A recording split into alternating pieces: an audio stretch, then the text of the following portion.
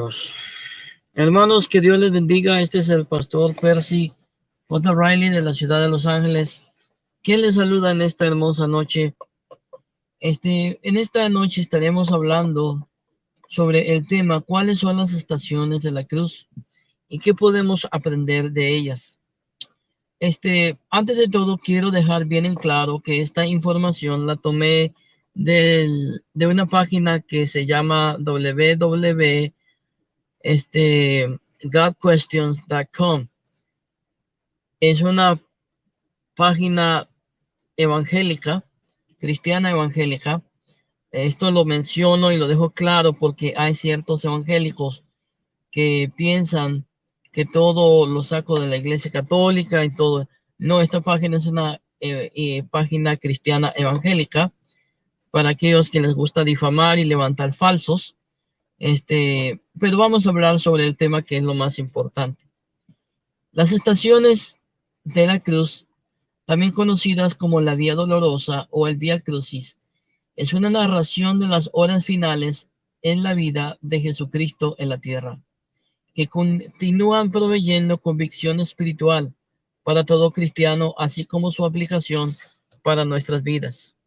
Las estaciones de la cruz sirven como un fuerte recordatorio de la humilde manera en que Jesús estuvo dispuesto a dejar de lado cualquier privilegio de su divinidad con el fin de proporcionar un camino para la salvación por medio de su sacrificio. Hay varias versiones ampliamente aceptadas que describen esas horas finales. Una es bíblica y las otras son más bien narraciones tradicionales de los acontecimientos en las últimas horas de Jesús. La forma tradicional de las estaciones de la cruz o Vía Crucis es como sigue. Jesús es condenado a muerte. Jesús toma su cruz. Jesús se cae por primera vez. Jesús se encuentra con su madre María. Simón de Cirene es forzado a llevar la cruz. La Verónica enjuaga la sangre del rostro de Jesús. Jesús cae por segunda vez. Jesús se encuentra con las mujeres de Jerusalén. Jesús cae por tercera vez. Jesús es despojado de sus ropas. Jesús es clavado en la cruz. Jesús muere en la cruz. El cuerpo de Jesús es quitado de la cruz. La disposición o lamentación. El cuerpo de Jesús es colocado en la tumba. Sin embargo, en la forma tradicional del Vía Crucis, las estaciones 3, 4, 6 y 7 y 9 no son explícitamente bíblicas. Como resultado, se ha formulado un Vía de la Crucis bíblica. A continuación, están las descripciones bíblicas de las 14 estaciones en la cruz y la aplicación para la vida de cada uno de nosotros. Primera estación. Jesús en el Monte de los Olivos. Lucas capítulo 22, versos 39 al 46. Jesús oraba en el Monte de los Olivos para que su Padre apartara de su mano la copa que significaba su muerte en la cruz, lo que demostraba la humanidad de Jesús. Lucas 22, 39 al 46. No es difícil imaginar cuán grande era su expectación respecto a los eventos que estaba a punto de enfrentar. Llega un momento en la vida de todos los cristianos cuando ellos también deben de elegir entre la voluntad de Dios y la propia. Y esa elección como resultado da la elección que Jesús hizo. Esta elección revela el nivel de compromiso y obediencia a Dios, así como la verdadera condición del corazón de Jesús. Aunque Jesús estaba consciente del destino que enfrentaría en breve, él oraba en el Monte de los Olivos porque Dios alterara los eventos. Su oración era que la voluntad del Padre fuera hecha a pesar de lo que el futuro deparara de él. Aún clavado en la cruz y con su último aliento, Jesús nos enseña la importancia de la obediencia a la palabra de Dios y la importancia en confiar en Él en cada situación. Segunda estación de la cruz.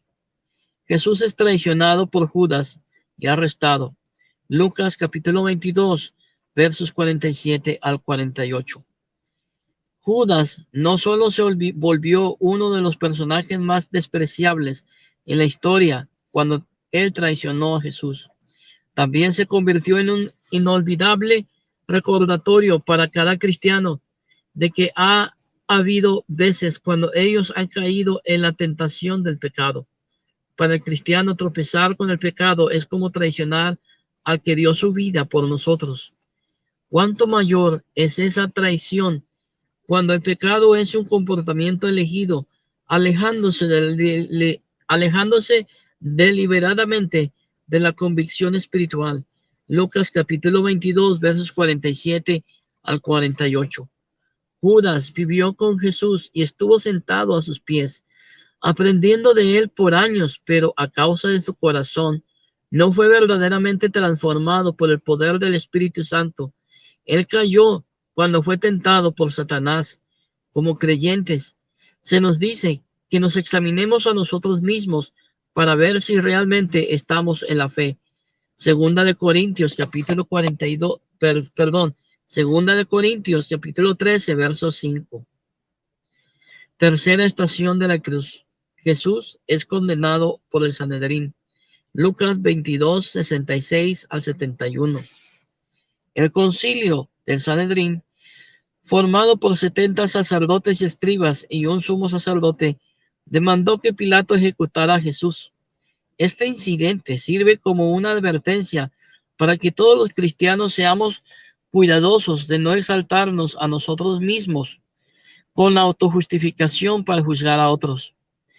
El conocimiento bíblico y las altas posiciones en este mundo aún quedan marcadamente cortas ante una santa perfección, y el pensamiento orgulloso puede fácilmente ser la caída aún más del devoto de entre todos los hombres. La Biblia nos enseña a respetar las posiciones de autoridad, pero a última instancia es la voluntad de Dios y la palabra de Dios la que debe reinar y gobernar en nuestras vidas. Los cristianos son dotados con el bautismo del Espíritu Santo de Dios para confortarlos, enseñarlos y guiarlos en cada situación, permitiéndoles hacer cada decisión de acuerdo a la perfecta voluntad de Dios, negando esencialmente una necesidad individual de gobernantes religiosos como el Sanedrín. El pueblo judío le confió la suprema autoridad religiosa al Sanedrín, lo que llevó a la corrupción entre los sacerdotes y escribas del Sanedrín. Y cuando Jesús comenzó a enseñar una doctrina que minaba su autoridad, ellos conspiraron contra él, exigiendo a última instancia su crucifixión al gobierno romano.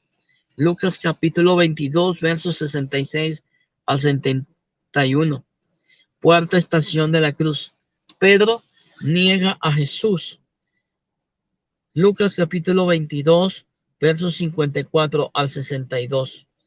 Cuando Jesús fue arrestado, algunos de los que estuvieron presentes en el hecho acusaron a Pedro de ser uno de los seguidores de Jesús. Lucas 22, 54 al 62. Como previamente lo predijo Jesús, pero Pedro negó conocer a Jesús en 3 ocasiones. Pedro era un amado y confiable discípulo de Jesús, quien fue testigo presencial de muchos milagros y aún caminó sobre el agua con Jesús. Mateo 14, 29 al 31. Aún así, Pedro demostró la debilidad del ser humano al negar a conocer a Jesús por miedo de ser también arrestado. Los cristianos de todo el mundo aún enfrentan persecución y humillación de los no creyentes en la sociedad. Desde el abuso verbal hasta golpes y aún la muerte, la gente puede juzgar autojustificadamente a Pedro por su negación de Jesús y su miedo de lo que los romanos podrían hacerle si ellos descubrían su relación con Jesús. Pero ¿cuántos creyentes bíblicos cristianos pueden decir que jamás han permanecido en silencio acerca de su fe cuando se enfrentan a la discriminación pública o privada? Tal silencio demuestra la flaqueza de la humanidad La fe de Pedro era una fe imperfecta, primeramente porque en ese entonces aún no había sido investido con el Espíritu Santo.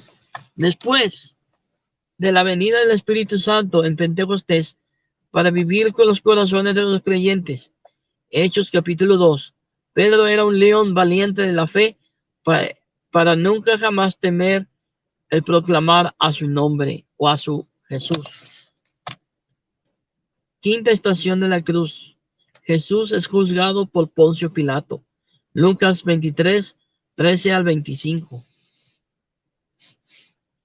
Para los estándares legales de hoy, es importante o es improbable que Jesús hubiera sido declarado culpable en cualquier tribunal, especialmente porque no se había presentado ninguna evidencia verdadera en su contra. Poncio Pilato no pudo encontrarla, ninguna falta en contra de Jesús. Pero el Sanedrín demandó que Pilato ordenara su ejecución. El Sanedrín, quien gobernaba de acuerdo a la estricta ley mosaica y tradición, consideraba a Jesús como una gran amenaza para su autoridad gobernante sobre los judíos. Jesús enseñó a la gente que la salvación era por la gracia de Dios y no por adherirse a los preceptos establecidos por el Sanedrín, y tal enseñanza no solo minaba la autoridad de los líderes religiosos, sino que también representaba una grave amenaza para su subsistencia, aún en la actualidad. El mensaje de salvación por el poder y elección de Dios, no por nuestros propios esfuerzos, es impopular. Lo eres humanos los seres humanos en su naturaleza caída siempre han querido lograr su propia salvación o al menos tener parte en ella para, para que podamos reclamar cuando menos parte de la gloria. Pero la salvación es del Señor, quien no comparte su gloria con nadie. Isaías capítulo 42, verso 8. Hermanos amados, en esta primera parte hemos visto 5 estaciones de la cruz. Que Dios me los bendiga, Dios les bendiga y queden con Cristo, y en breve haremos la segunda parte de las estaciones de la cruz.